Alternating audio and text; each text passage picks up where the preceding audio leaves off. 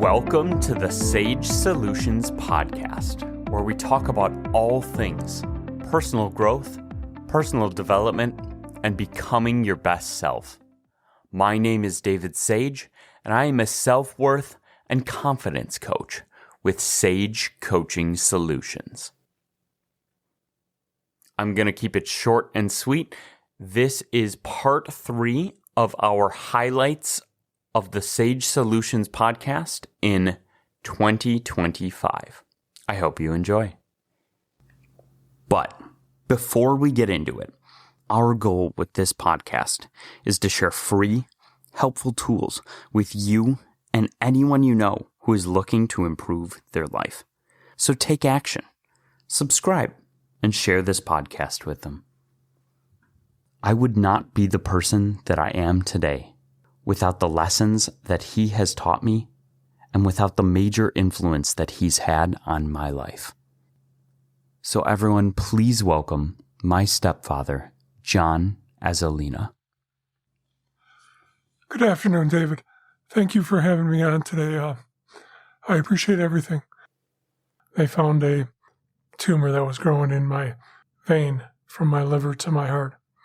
The doctor pretty much said he didn't know how I was even standing there.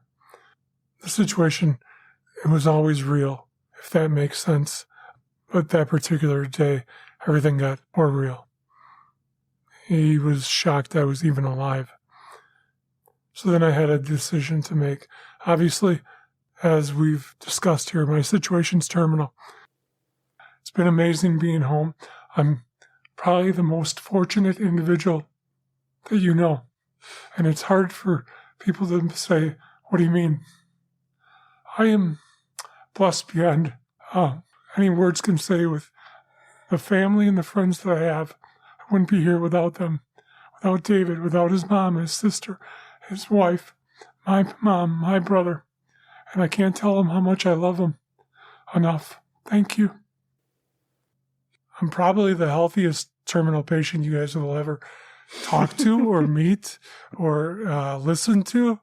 It's kind of the running joke that I have to make for everyone else and myself. Oftentimes, some of our biggest struggles, while we wouldn't wish them on anyone, become our biggest areas for growth. I also know that you and Hannah bonded over an unfortunate but shared trauma of having both lost your fathers. And I know that you have been an incredibly helpful presence for her in that healing and grieving process. Is there anything you'd like to say on that? No, I'd be happy to. Please bear with me on this. Take your time. Hannah means a great deal to me. You found an amazing young lady. And yeah, you're right. We did bond because of hardship or pain. And it sucks. The thing that right now, for me, how I feel is without Hannah, she's done so much in my situation here and helping me through it. But as I said, I love her. I'm in a lot better state of mind than I was a few months ago. And part of that is because of Hannah and everything that she's done. On her days off, she takes the time to come over and spend some time with me, talk with me. We listen to audiobooks together. One of the most profound, inspiring audiobooks I've ever read was Tuesdays with Morrie. She wanted to share that with me. Her dad had read that, and I'm so thankful that she shared that with me. I recommend that book to anyone, whether you're going through what I'm going through or not.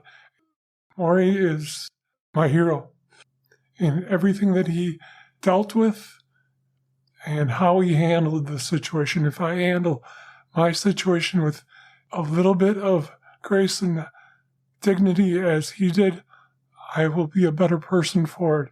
he handled himself with nothing but grace, and I hope I can do half that. I'd like to dive into your experiences, your mindset, what led you to this point, and maybe any lessons that you might have surrounding this. 3 months ago, I wouldn't be able to be sitting here being on this podcast. I was not in the mental state that I needed to be or wanted to be. My friends and everyone that knows me and knows me well knew I was masking everything. I would say, oh, I'm fine. But I wasn't. I had some built-up anger, frustration, quite a bit of anger, to be honest with you. Not that, oh, why'd this happen to me? I had to do some looking at myself in the mirror. And yeah, it sucks that I developed terminal liver cancer, but some of it's on me. For a part of my adult life, well, most of my adult life, I smoked. I drank. Why? I don't know. But my mindset was not where it needed to be. It was not just affecting me on a daily basis. It was affecting the most important people in my life. Laura, David, Hannah, Anna, my mom, my brother, my uncle. They saw what I was going through, especially Laura, because she's with me all the time. She put on that strong face and, oh, it's okay, because some of my frustration would be not directed towards her, but she was in the vicinity of it. I also didn't want cancer to define me, meaning, oh, he was a great guy, and he got cancer and he became an asshole. It's not the way I wanted to be portrayed by my loved ones and everyone else that knew me. Well, and John, I do want to say this. Your life changed, and your future surrounding your life changed quite a bit. And I'm really happy that you're in the headspace that you're in now. Really, I wanted nothing more than that. But I also don't fault you for where you were at. And I don't think you should fault yourself for that either. You know, you were dealing with stages of grief, whether they were in the preset order that they talk about. We don't need to get into the specifics of that. But frankly, so many areas of your life and your future were changing simultaneously that it's totally understandable that your brain, your body, your spirit would need to take time to process that in different ways, to grieve what you're losing and to find a way forward. It's very rare for somebody to go through a grieving process without anger. It's basically an essential step.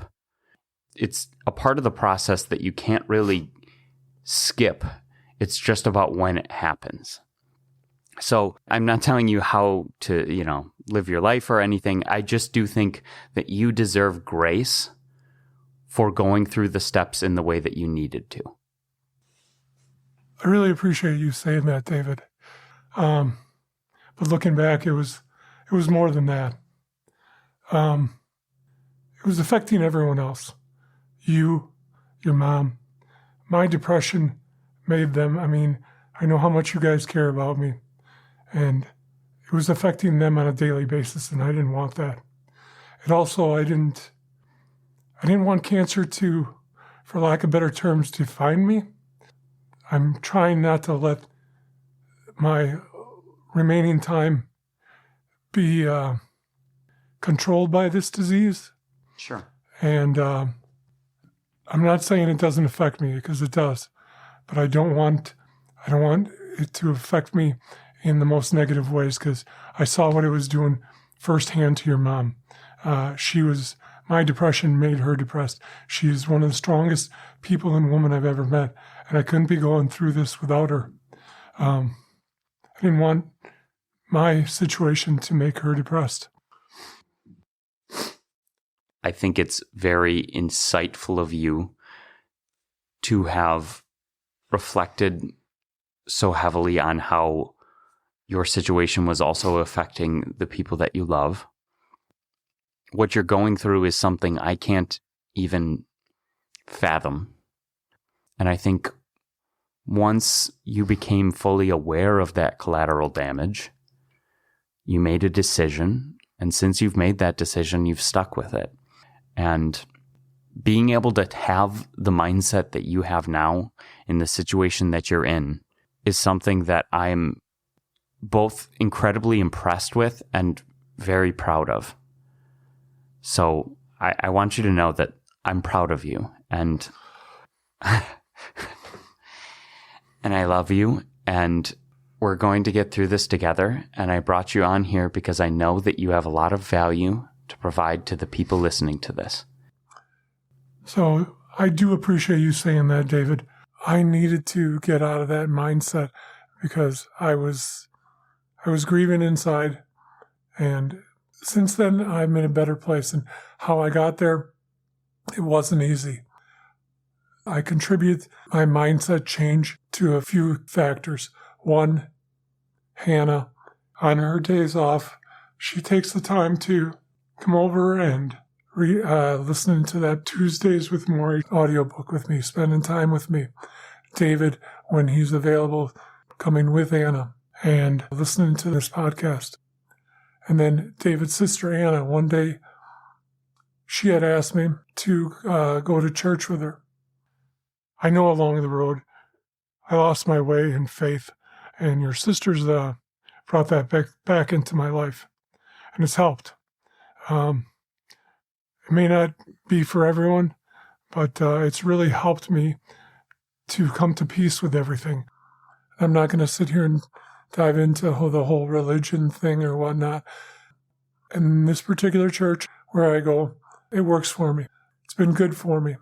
I've gone every Sunday now for over 2 months. The support system that I have, Laura, my family, my friends, keep me grounded. I have a small village behind me, and I'm fortunate that way. If it wasn't for the small village, Hannah, David, everyone, I wouldn't be sitting here on this podcast talking to you guys. It's really transformed on how I conduct my daily life and how I look at things. I mean, I'm not going to be able to change my situation, my health. I can only make the best of what is dealt. Nowadays, I enjoy the little things, waking up in the morning. Okay, I got another day. Spending time with all my loved ones, my family, my friends. So I just enjoy the little things and try to go as far as I can. I think the worst thing that the doctors did is put a timeline on my life, because now I'm out to prove them wrong. And I'm going to do everything I can. It's not just to prove them wrong. It's also for me. I wanted a little more time with everyone. I've been fortunate enough to enjoy life and everything that goes along with it. I do want to simply touch on one thing. I'm not here to preach to anyone. But don't get caught up on the material things in this world. The house, the cars, the money, whatnot. Can't take it with you. Enjoy the things that truly matter. The people that we engage with. Those are what really matters. Because now, I've gotten the house, the car, the whatever. Doesn't mean anything to me. I just want more time with these people. I'm going to leave it at that. Thank you for everything.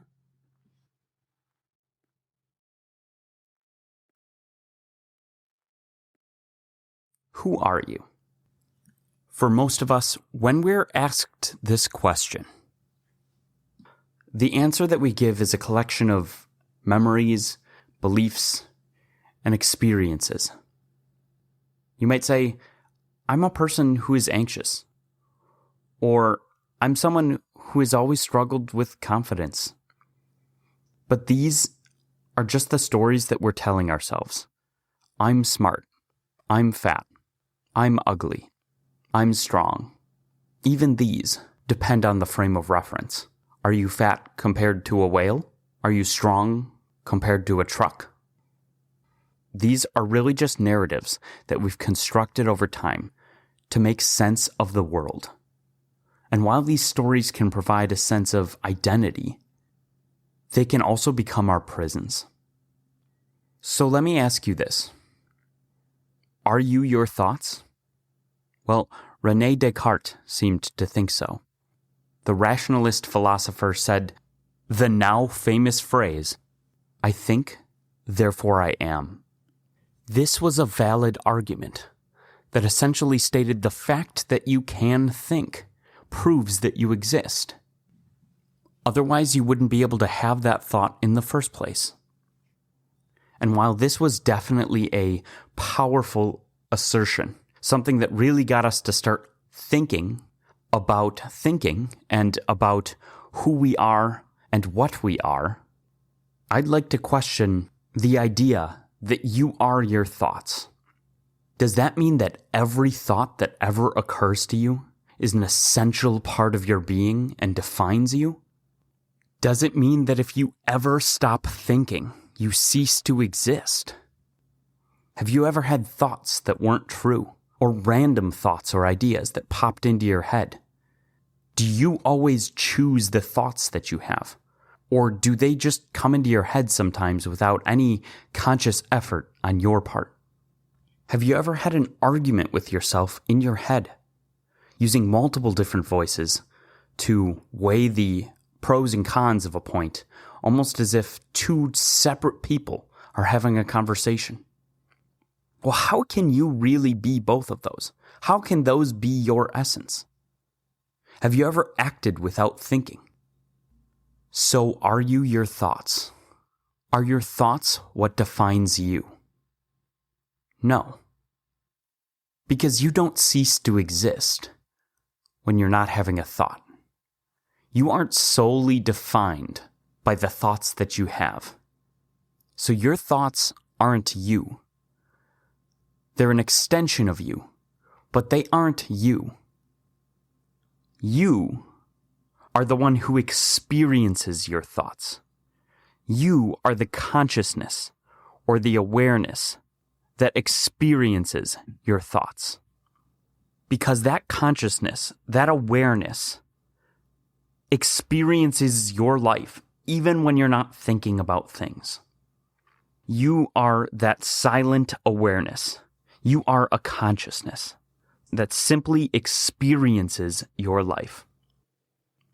Our brains are meaning-making machines. It was evolutionarily advantageous for us to weave narratives so that we could understand the world through stories and predict what might happen next.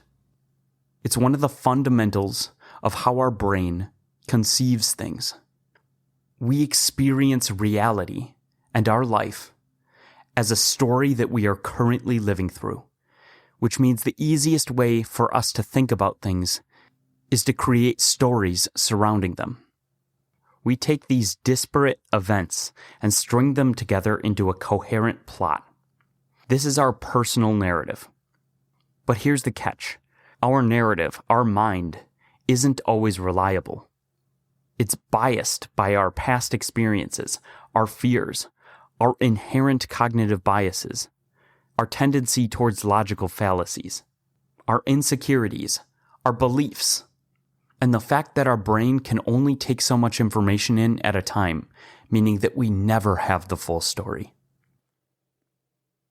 These flaws in our brain's ability to see the world in a truly objective way are why the stories that we tell ourselves can easily get us stuck. We start to believe these stories as absolute truths. I'm not good enough to start that business becomes a fact, not just a thought. I'll never find a loving partner becomes a prophecy, not just a fear.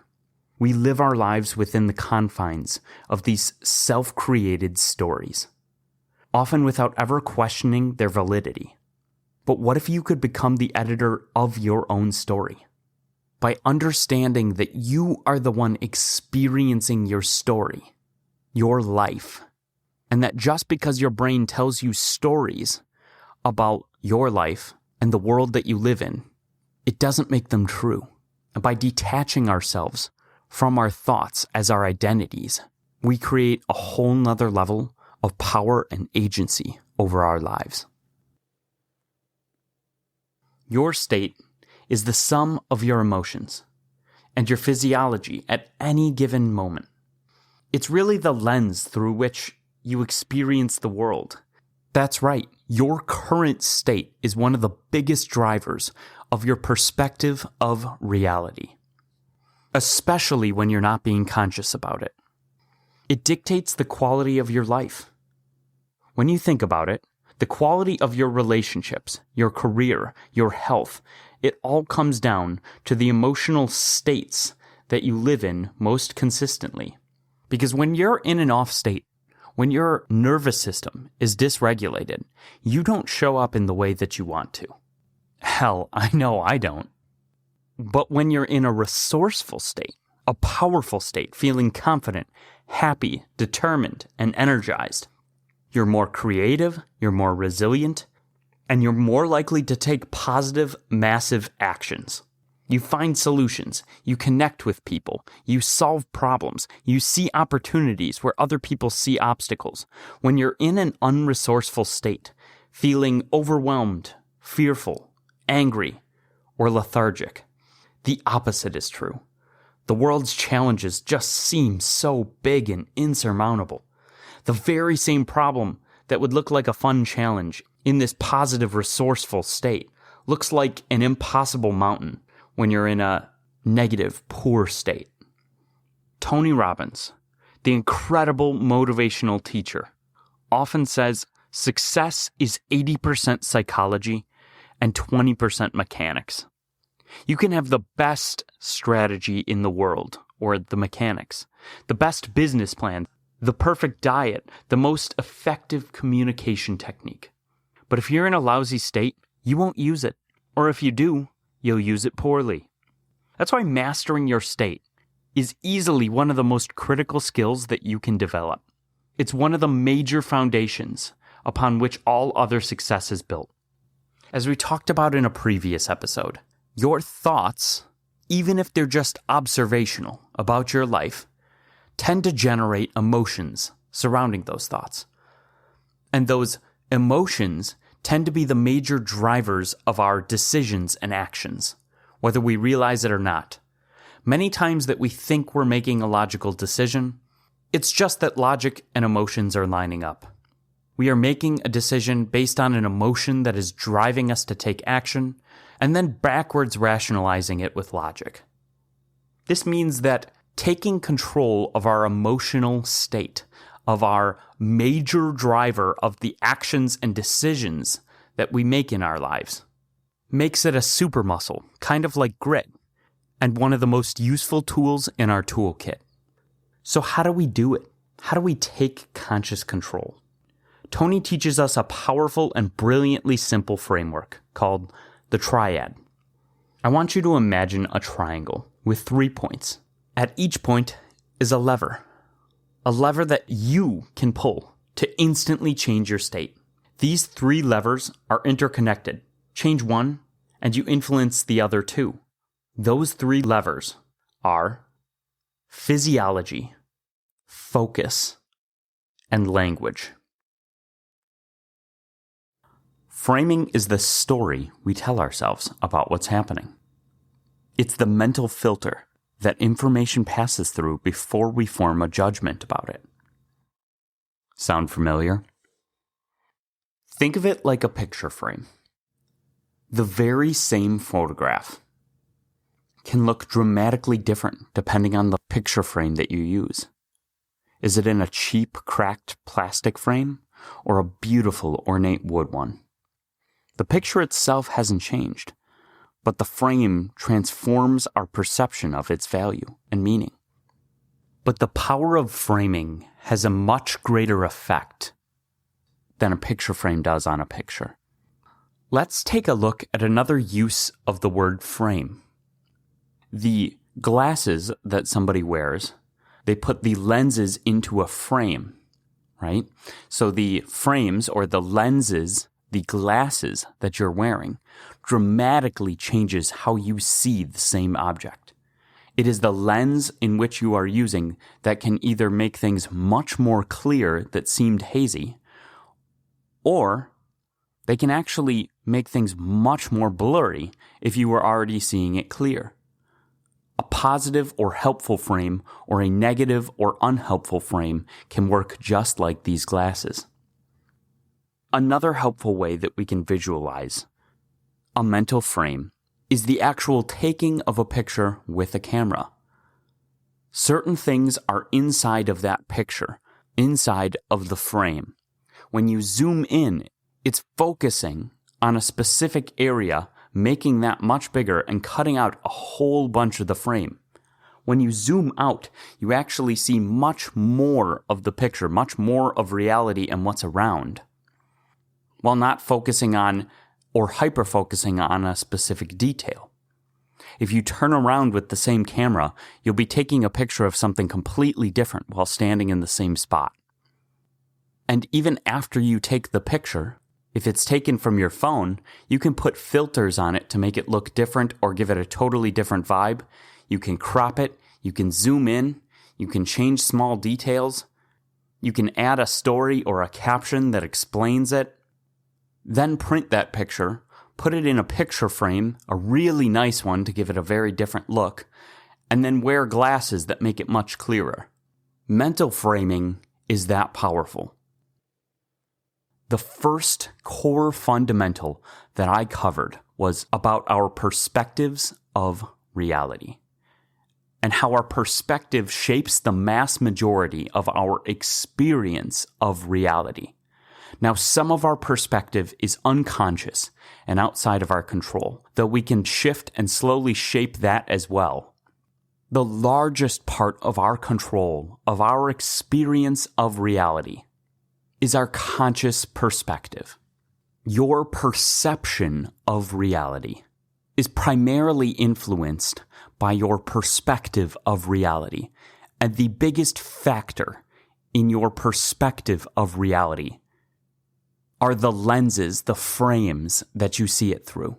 The angle, the shot, the zoom, the lenses of your eyes, the glasses, the filters, and even the emotional state from which you're viewing it, and especially the stories you tell yourself about it. Framing is the primary tool that we use to adjust our conscious perspective of reality. So I'm actually going to break it down even further into 4 different topics: dependence, independence, codependence, and interdependence. Everyone starts fully dependent. As infants, we are completely reliant on our caregivers for survival. It's a necessary and beautiful stage of life. Nobody blames a baby for not being independent. But as we grow, the goal is to move beyond this. The challenge is that sometimes we carry some of the patterns of dependence into our adult relationships. This can look like needing constant validation from a partner, being unable to make decisions on your own, or feeling a sense of panic at the thought of being alone at all. It's a state of, but I can't without you. I tend to consider myself a decently independent person. And in the past, I probably would have said I'm extremely independent. But if I was actually extremely independent, I'd be some lone wolf girl living in a cave who didn't know how to communicate, eating bugs for a living. With no education. No language. I'd be growling. Yeah, so it's one thing to say I'm independent, but to say I am extremely independent person. It's well, the shirt you're wearing is from China. Someone made that. I don't think you are as independent as you say. But you can have independent qualities that you appreciate about yourself. It's probably better to be much more on the independent side than much more on the dependent side. In a codependent relationship, one person relies excessively on another for emotional support and validation, often to the detriment of their own needs and well-being. Well, the goal, the sweet spot The foundation of truly thriving relationships is interdependence. Interdependence is the state of we choose to cooperate for our mutual benefit. All while maintaining your individuality and autonomy. It's the beautiful, synergistic space where two whole independent people come together to create something greater than the sum of their parts. Think of it like two strong pillars standing side by side to support a magnificent arch. If one pillar is weak, dependence, the arch crumbles. If the pillars are too far apart, full independence, they can't support anything together. If they are leaning on each other just to stay upright, codependence, then they are both unstable and easily knocked over. But when they stand strong, on their own, side by side, not too close, not too far apart, they can create something beautiful and enduring. In this example, each pillar are the individuals making up the relationship, but the strength of the relationship, or the relationship itself, is the archway, not the pillars. As we saw in the example, it seems that the healthiest relationships, both for the relationship and for the individuals, are built on a foundation of interdependence. Something I've been thinking a lot about lately is how in different social situations we act differently.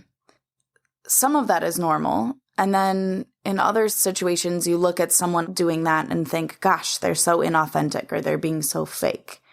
So I've been thinking a lot about what the gray area is in what's the normal amount of shifting and changing how you act and behave and respond in a social situation. Sure. Versus what makes it have a negative connotation of being fake or inauthentic. Oh.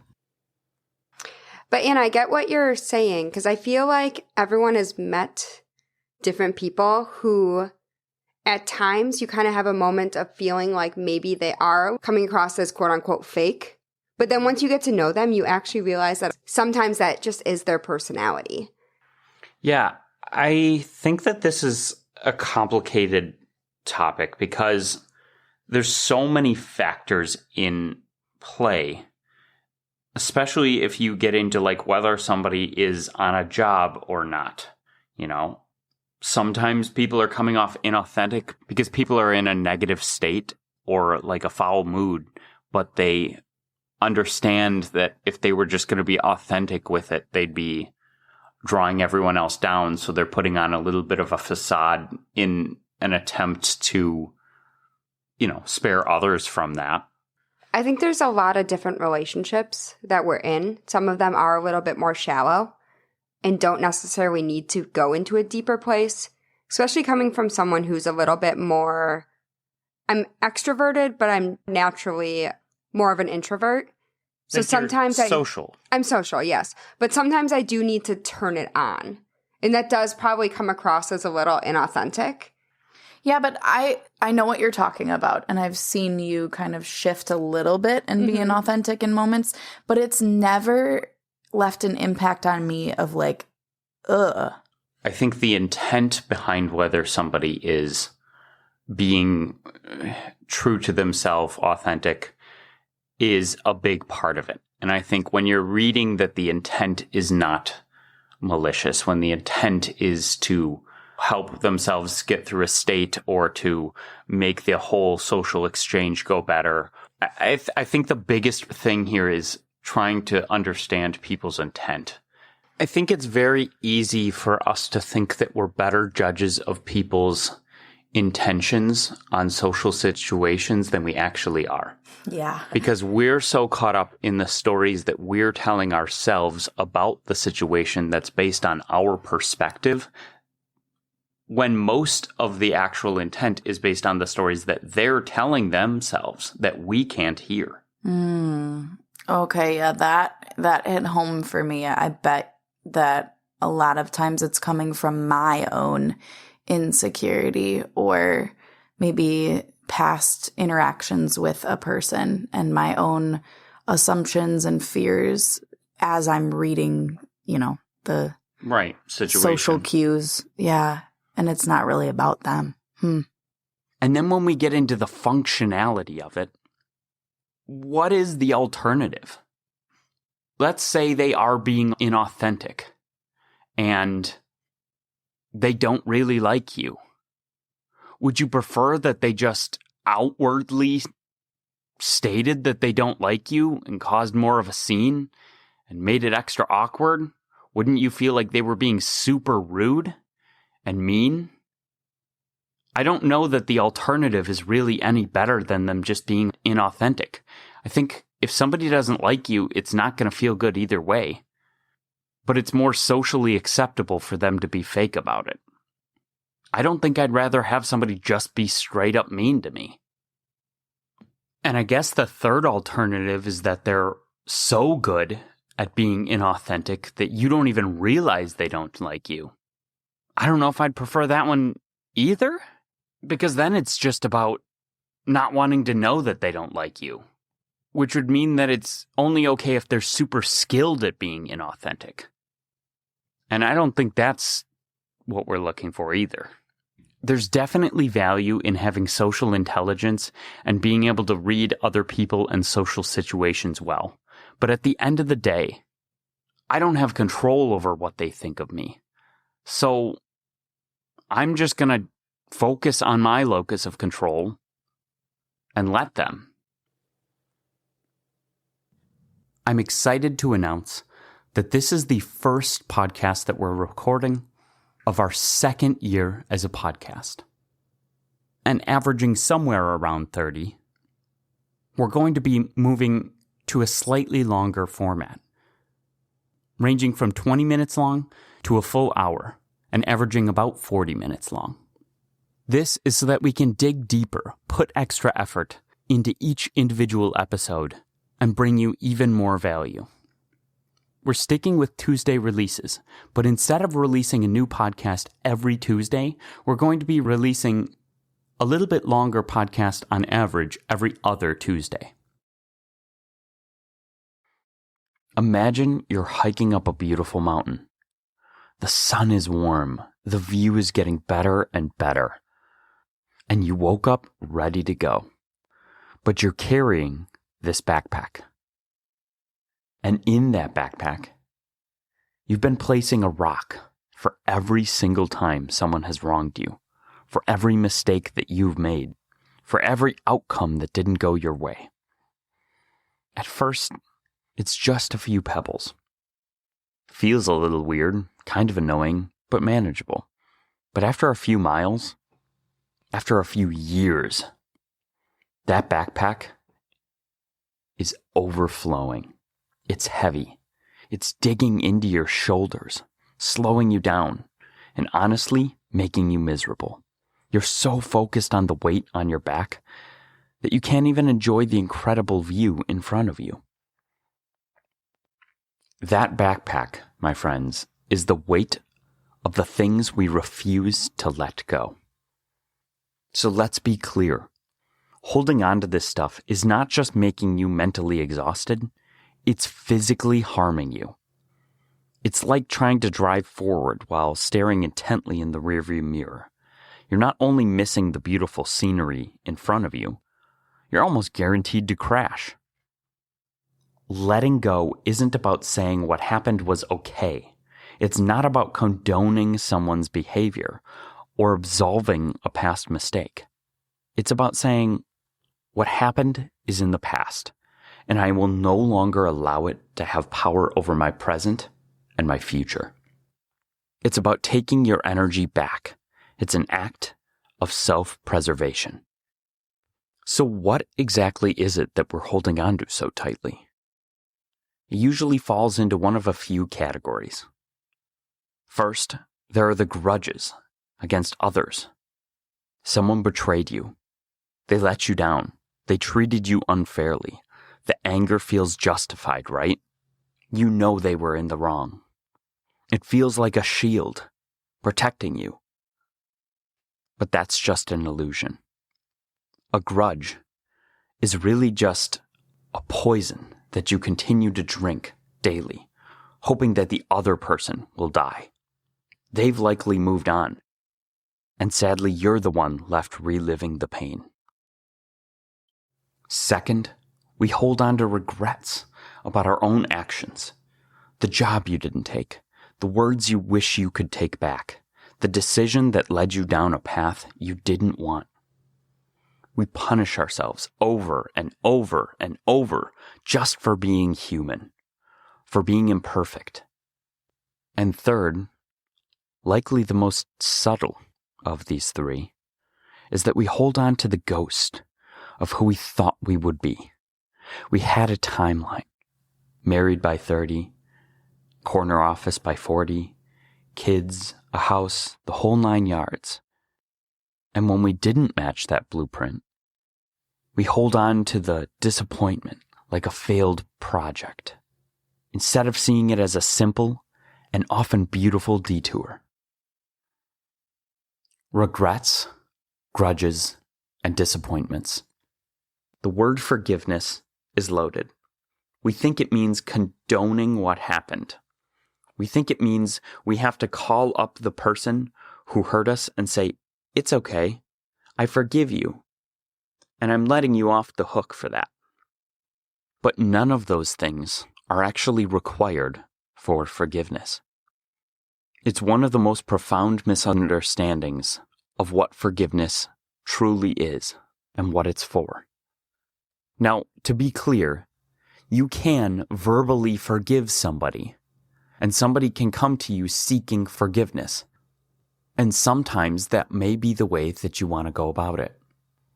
Letting a person know that you forgive them can be a powerful step in mending a relationship.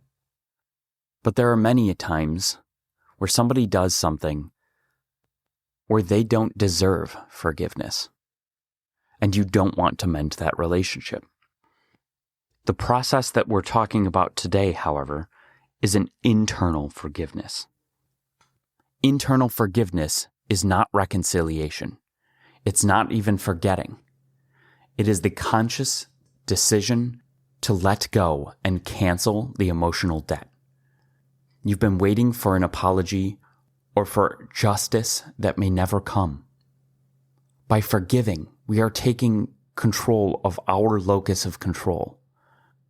By forgiving, we are focusing on our locus and using our agency to heal ourselves.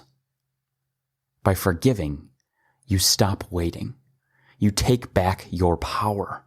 You stop allowing that person or that situation to have control over your present emotional state. You are setting yourself free from the poison, from the prison. All right, so that's all we have for this episode of our highlights of 2025. I originally intended for this to be a 3-part series, but there was just so much value that I didn't want to make part 3 just ludicrously long. So there will be a part 4 coming out soon. And remember, you are enough, and you deserve to fill up your inner cup with happiness, true confidence, and resilience. Thank you for listening to the Sage Solutions podcast. Your time is valuable, and I'm so glad that you choose to learn and grow here with me. If you haven't already, don't forget to subscribe so you don't miss out on more sage advice.